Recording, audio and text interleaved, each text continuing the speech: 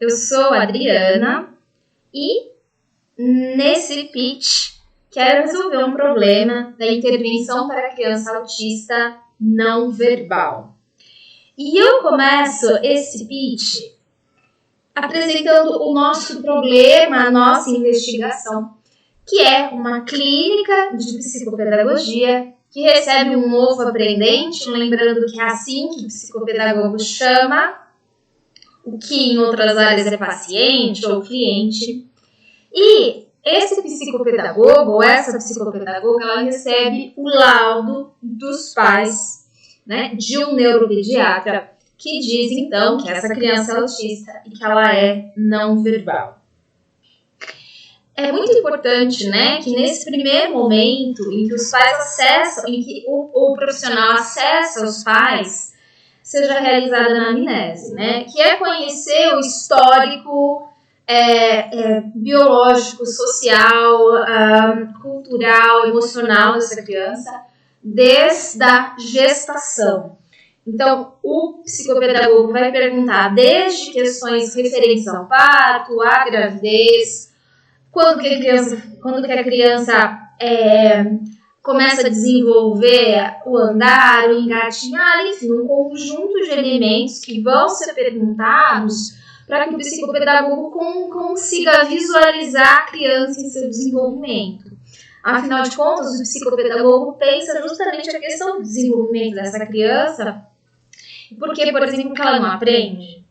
E essa é uma característica muito comum do autista, né? Que é ser não verbal ou ter dificuldades na aquisição da linguagem. Isso acontece por questões que são do próprio sistema nervoso, neurológicas, que, né, ainda assim tem muito pouca explicação, mas que nos ajuda a entender esse desenvolvimento do autista que é atípico. Bom, o autismo, como eu já mencionei, há muita literatura sobre ele, mas poucas respostas. Fala-se em TEA, que é o transtorno do espectro autista, e nós sabemos que tem relação com o sistema nervoso, com as questões neurológicas desse indivíduo, desse sujeito, mas ninguém tem certeza absoluta de como que ele é gerado, porque há questionamento se é genético, se a criança já nasce autista ou se isso acontece em algum momento do desenvolvimento dela.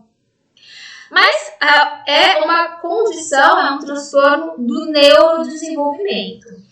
E, portanto, o psicopedagogo é, sim, um dos profissionais dentro de uma equipe multidisciplinar que pode, sim, ajudar uma criança autista a enfrentar as questões de aprendizagem. O autista não verbal, certamente, ele é um grande desafio para o psicopedagogo, porque, afinal de contas, é mais difícil acessar essa criança, né? Acessar a subjetividade dessa criança e entender as dificuldades de aprendizagem. É por isso que eu gosto muito, né, da perspectiva da linguagem, né, suplementar e alternativa. E ela é muito usada não apenas para autistas, mas também paralisia cerebral, acidentes em que a pessoa perde a função motora e ela não consegue se comunicar. Existe uma sigla muito interessante que é necessidade de comunicação complexa. Como a gente não fala em pessoa muda, a gente fala em pessoa não verbal ou com necessidade de comunicação complexa, ou seja, uma pessoa que, por algum motivo, desde um acidente, uma demência, enfim, ou mesmo até a criança não consegue se comunicar da forma típica dos outros indivíduos. E daí, a linguagem suplementar alternativa é um conjunto enorme de técnicas, de ferramentas, de tecnologias que possibilitam, então, que essa criança consiga se comunicar. Com as crianças autistas, é muito comum as boards, as pranchas, né, de símbolos. Então, essa criança, ela aponta, né, por exemplo, para uma imagem que mostra dor ou vontade de ir ao banheiro. para que as necessidades mais fundamentais dessa criança sejam atendidas. Então, aponta uma criança brincando que ela quer brincar, a foto de uma mulher que ela quer a mãe.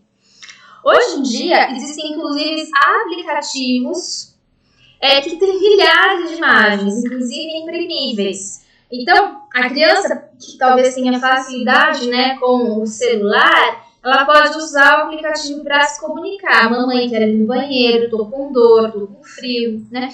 Essa é uma forma de essa criança ser inserida com mais facilidade na escola, né? De ter uma educação efetivamente inclusiva. Porque ela vai apontar aquilo que ela precisa que um adulto faça para ela, expressar suas emoções, medo, tristeza, apontar suas necessidades fisiológicas, enfim, de ela acessar o mundo, né? E demonstrar aquilo que ela precisa. Então, esse psicopedagogo, a primeira coisa, né, quando ele enfrenta essa situação, né, de ter um autista não verbal, é aprender a linguagem suplementar e alternativa. E daí, mostrar para essa criança essas estratégias para que essa criança possa efetivamente, ali no ambiente da clínica, se comunicar, pedir. Então, isso é muito importante. É muito importante também que o psicopedagogo entenda a unicidade de cada sujeito que vai procurá-lo. Então, cada criança vai se adaptar, como eu disse, né, tem diversas ferramentas de comunicação suplementar alternativa. Então, ele vai se adaptar àquilo que é o perfil dele. Linguagem de sinais também é um exemplo. As boards, enfim, tem muita tecnologia sendo construída para essas pessoas não verbais. É legal lembrar do Stephen Hawking, né? Ele usava a linguagem suplementar alternativa, né? Ou a comunicação suplementar alternativa. Porque ele tinha um dispositivo que pegava o movimento dos olhos dele, e daí tinha uma prancha ali, claro que era computadorizada, que indicava a letra que ele estava olhando e formava a palavra. Então, é a tecnologia mesmo a favor das questões de inclusão e de deficiência. Eu quero agradecer por você ter assistido o meu vídeo, espero que tenha gostado e até a próxima.